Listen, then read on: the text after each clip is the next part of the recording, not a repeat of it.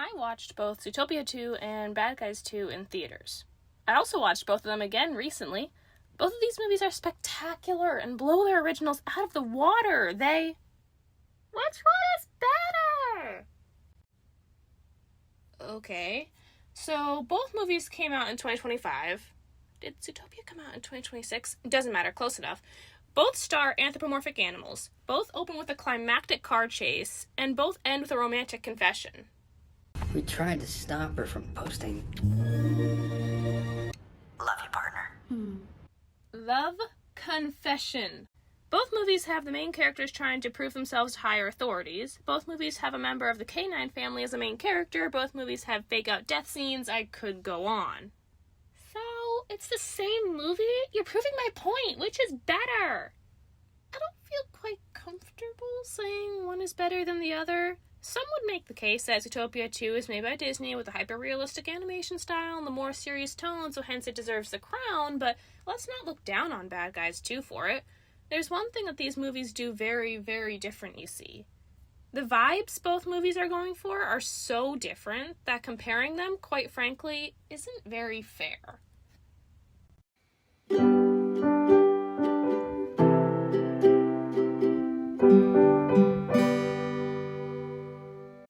Now, this is where I could launch into a recap of both movies, spoiling them both for all of you before I've even made my points, and padding the runtime to cover up that I don't actually have much to say. But if you're here, you've either already seen both of these movies and don't need the recap, or you're a video essay connoisseur who would find the recaps annoying to sit through anyway. There will be spoilers, though, anyway, so... Like I said earlier, despite sharing so many similarities, both movies feel so different. Speaking of earlier, let's look at some of those similarities and talk about how they are played so entirely different that I doubt anyone's thought much about them being similar to begin with. To start off with the obvious, both Zootopia and Bad Guys star animals, namely animals many consider dangerous. Foxes, wolves, snakes, you get it. How do they do this differently? Zootopia's world is entirely designed around animals. You never see a single human because, with the way this world is built, it would make no sense. Towns that are separated by the infamous weather walls, tunnels that can only be survived by animals that can hold their breath for a long time, the whole predators versus prey analogy from the first movie, this world is vibrant and creative and fun to look at. The Bad Guys world is a world where animals and people cohabitate. In a way, you would say the people outnumber the animals 20-1. The movie uses this ratio to, well, either not have to animate too many animals, and or to make their main cast stand out all the more. The bad guys stand out because they're a crew of dangerous animals playing into the stereotypes about them, and then trying to break free of those same stereotypes in the second movie. Mare Foxington being a fox highlights her double life as the Crimson Paw. Marmalade being a guinea pig adds to the irony of his reveal as the villain. The animals in this story are animals to emphasize each movie's theme as opposed to building an animal world. The opening car chase in each movie serves two different purposes. For the bad guys, the car chase is a flashback. It's set back to when the group had just recruited Webbs, her very first heist. The point of the flashback is to emphasize the point of the movie. It's there to show just how good the gang was at being bad, and how quote-unquote good their life was before. A contrast further driven home, by the cut at the very end. I am never driving another car ever again! Zootopia's car chase also builds up its theme beautifully. Nick and Judy are trying to prove themselves as a team worth depending on by catching a criminal that the police station hadn't even assigned to anyone yet. Well, Judy's trying to prove herself. Nick's kind of just along for the ride. Ride. The climactic chase is full of calls from Chief Bogo telling them to stand down, the other police teams trying to get to the criminal first, Judy putting herself in less than necessary danger, and Nick wishing he had called in sick that morning instead of coming to work. They catch the criminal, but at the cost of a huge portion of the city block, and their reputations. Both scenes serve the same purpose narratively, but those narrative purposes are so different they feel like entirely different scenes, despite the props being used for the action being very similar. In Zootopia 2, Nick and Judy's relationship is in the most unapologetic gray area you've ever seen. They're so clearly a couple, but you could also make very solid arguments that they are not a couple. Both answers are correct, and they did it on purpose. Anyway, one of the very last things Nick says to Judy at the end of the movie is, "Love you, partner." And Judy captures it on her voice recording pen, and proceeds to replay it over and over in the post-credit scene while smiling dreamily by her apartment window. Anyway, the love confession is different from Wolf and Diane's because, just like their relationship the whole movie, this confession is in a very gray area. Is this Nick telling his girlfriend he loves her for the first time? Or is it this weird, over-comfortable version of boy-girl friendships that media keeps pushing on us? Like, do you want us to ship it or not? Let's draw a line here. Wolf and Diane's love confession is a lot more clear.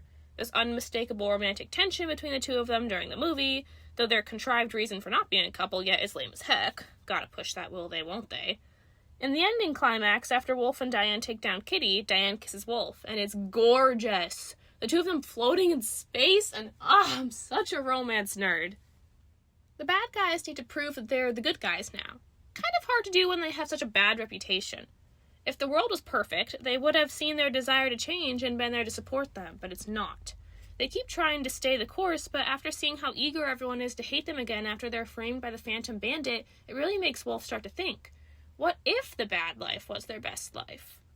Of course, by the end, everyone gets their moment of justice. The bad guys stop the bad girls, clear their name. Wolf and Snake get the girls. They get to be secret agents. Everything's looking up for them. I want a sequel! For Nick and Judy, their characters have already been proven. They have the good life, the jobs they want. Everyone loves them, and yet there's something wanting. They've already proved they're good. Now they want to prove they're great. Judy's desperation to help Gary DeSnake is twofold. Her selfless reason is a desire to save Marsh Market and reptile kind from the oppression of the Lynx family, but her selfish reason is wanting to prove that she and Nick can handle anything and deserve to stay partners.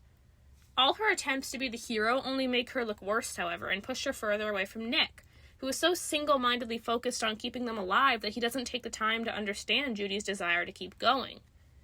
Their story ends with success as well.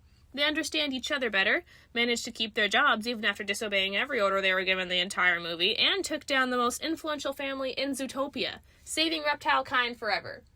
I want a sequel. This is the one instance where I can't really contrast the two movies. Nick is a fox, and Wolf is a... well, anyway, this is largely for the same reason. They're both animals from the predator classes to dig into the concept of how predator animals would be perceived in a more civilized society where animals don't eat each other anymore. Don't eat those. One is a clever fox who is seen as shifty and sly just for the sake of being a fox, and he has to get by with the reputation of a con because who else will hire him? It's Judy's love, friendship, gray area, platonically romantic affection that brings him out of his slump and gives him the motivation to even try to prove himself. Wolf and his team are all scary animals that could definitely hurt you, but they're not bad guys deep down. They've just accepted that this is how the world is going to view them anyway, so why not have fun? Their switch to the good side is an almost insurmountable mountain, but they climb it, even when it requires faking their own deaths. Speaking of faking their deaths, that was hilarious. At this point, the public's opinion of them can't get much worse, so why not start with a clean slate and make a job out of it? In this movie, the fake-out death is played for laughs, which I appreciate. I'm tired of arbitrary, sad endings. In moderation and with purpose, they can be used well, but not every movie needs a death scene. On that note, Zootopia 2's fake-out death scene is also very differently done. It's actually the twist villain's fake-out death. He falls off this giant cliff in a very final cry of defiance way, and then boom, he's back and he's going to burn Gary's grandma's house down. It doesn't dwell on Paubert's quote-unquote death, so his return feels even more dramatic. I love both these movies. I think each is almost perfect, and they give me so much hope. Good movies can be made. Objectively judging movies, saying one is better quality-wise than the other really requires a lot of thought. What is each movie trying to do? What tones are they trying to use? How do they say what they want to say? That's why I'm not going to say The Bad Guys 2 is better or worse than Zootopia 2. They're just both amazing.